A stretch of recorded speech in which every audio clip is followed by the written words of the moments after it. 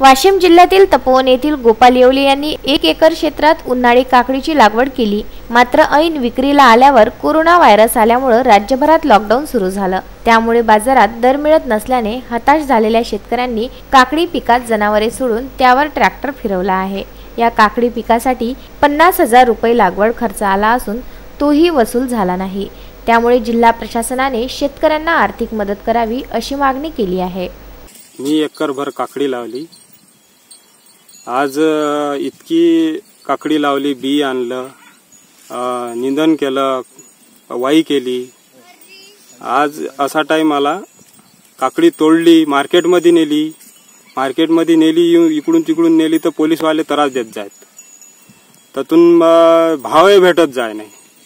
त्यातून मग ते ट्रॅक्टरनं नेणं रोडवर, ते गाडी भाडं हे यायनंही भाव वाढवले।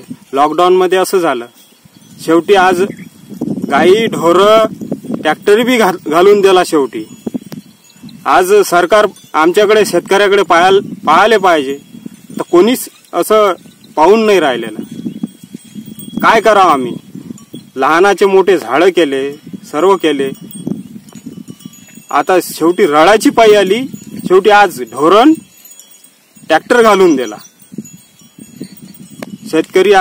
शेतकऱ्याचा इतकंच हे आहे, सरकारनं पाहायला पाहिजे। संदीप भातुडकर, विदर्भ न्यूज, वाशिम।